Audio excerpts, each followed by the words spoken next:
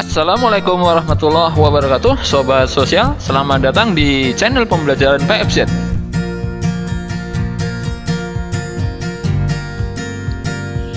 Oke, kita lanjutkan untuk materi berikutnya, yang mana pada pertemuan kemarin kita sudah membahas tentang pengertian-pengertian proses perubahan sosial budaya.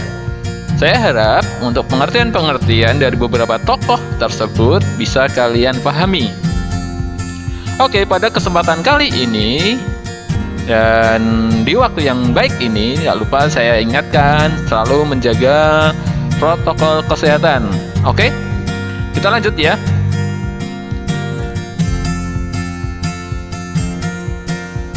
Kita ingatkan kembali akan daftar isi yang sudah kalian pelajari di minggu kemarin. Pada kesempatan kali ini, kita akan membahas faktor penyebab dan penghambat perubahan sosial budaya.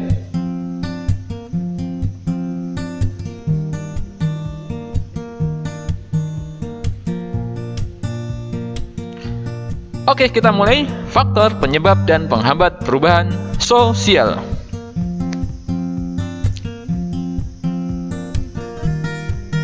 Kira-kira apa saja yang menyebabkan dan yang menghambat akan perubahan sosial budaya? Mari kita bahas satu persatu. Mungkin ada yang bisa menjawab, ya, langsung aja jawab, nggak apa-apa. Salah, nggak masalah. Benar, alhamdulillah. Ya, penyebab perubahan sosial budaya ada dua, yaitu ada faktor intern dan faktor ekstern. Faktor intern sendiri ada 7. Di antaranya adanya keinginan masyarakat, adanya temuan-temuan baru, adanya pertambahan penduduk, adanya difusi, kemudian ada revolusi, ada kemajuan sendiri, dan terakhir adanya sikap toleransi. Itu untuk faktor intern, faktor yang dari dalam. Selanjutnya, faktor eksternnya adalah adanya kebudayaan, adanya pendidikan, sikap keterbukaan, adanya lingkungan di sekitarnya, dan yang terakhir adanya peperangan. Pada kali ini akan saya sampaikan metode cara menghafal dengan cepat untuk faktor intern dan ekstern tersebut.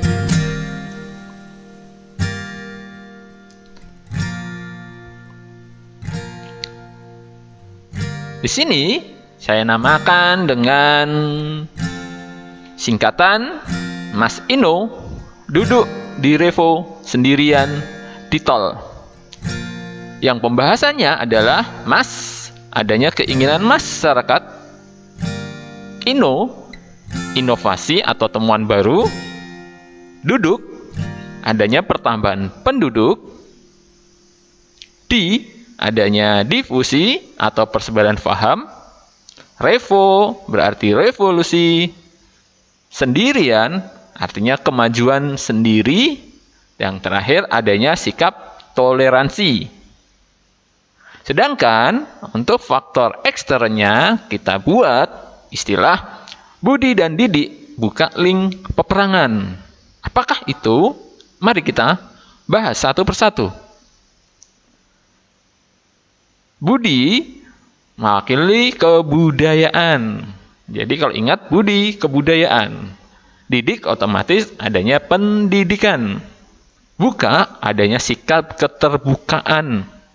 Link artinya lingkungan. Peperangan ya artinya peperangan itu sendiri. Oke, bisa dipahami untuk jembatan Claude tadi yang sudah saya buat. Semoga bisa bermanfaat. Proses pengaruh kebudayaan lain menyebabkan terjadinya perubahan sosial budaya, yaitu 1. Ada milenarisme, 2. Ada difusi, 3. Ada akulturasi, 4. Adanya penetrasi, 5. Adanya asimilasi, 6. Adanya invasi. Jadi proses pengaruh kebudayaan lain itu menyebabkan terjadinya perubahan sosial budaya, yaitu keenam hal tadi.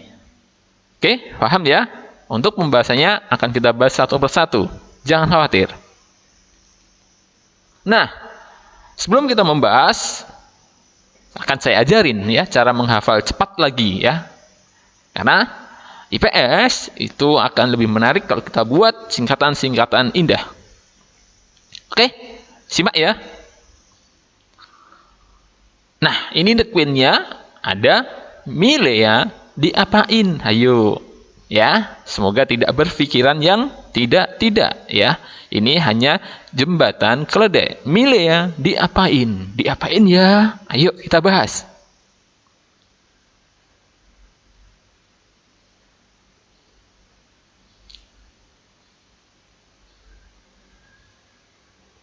Jadi ada milenarisme, yaitu salah satu bentuk kebangkitan yang berusaha mengangkat golongan masyarakat bawah yang tertindas dan telah lama menderita dalam kedudukan sosial yang rendah. Itu penjelasan dari milenarisme.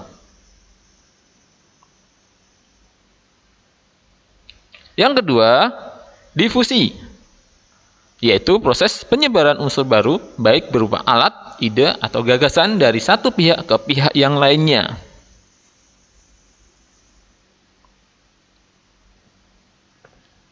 Berikutnya adalah akulturasi, yaitu akulturasi terjadi ketika satu kebudayaan tertentu yang dihadapkan dengan unsur-unsur kebudayaan asing, lambat laun unsur kebudayaan asing tersebut melebur dan menyatu. Kita buat ya rumus praktisnya, yaitu akulturasi itu ada A ditambah B akan menghasilkan AB. Jadi membaur, menyatu, tapi tidak menghilangkan ciri kebudayaan lamanya. Faham?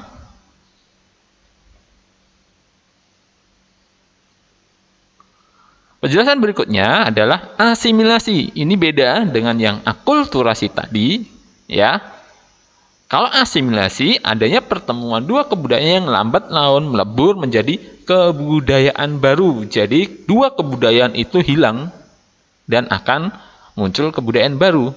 Rumusnya, asimilasi A plus B sama dengan C. Ingat ya, A, B, C itu permisalan saja ya. Jadi besok ketika kalian menjelaskan akulturasi dan asimilasi bisa dikaitkan dengan contoh-contoh yang sudah ada di lingkungan sekitar rumah kalian.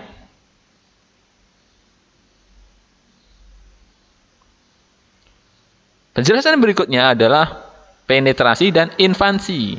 Penetrasi yaitu proses perembesan unsur budaya kepada suatu masyarakat, baik itu secara damai atau paksaan.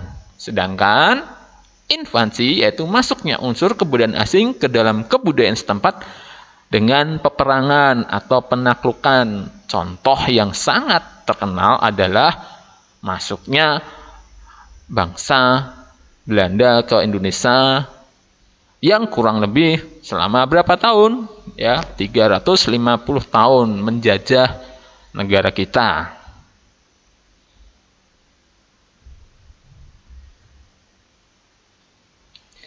Berikut penghambat perubahan sosial budaya, yaitu 1. Kehidupan masyarakat yang terasing. 2. Perkembangan ilmu pengetahuan yang terlambat. 3. Sikap masyarakat yang masih tradisional. 4. Adanya prasangka terhadap hal-hal baru atau asing. Yang kelima, adat istiadat.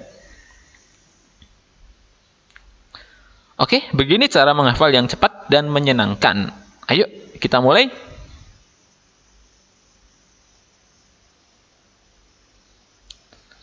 Masyarakat terasing ada prasangka keiptek lambat. Nah, itu ya. Jadi dari sekian banyak ya faktor di atas tadi itu saya buat masyarakat terasing ada prasangka keiptek lambat, yaitu 1. Masyarakat. Yang keduanya ada terasing, diambil dari kehidupan masyarakat terasing. Ada istilah adat, istiadat, prasangka, yaitu prasangka terhadap hal-hal baru. Yang terakhir, iptek lambat, artinya perkembangan iptek yang terlambat.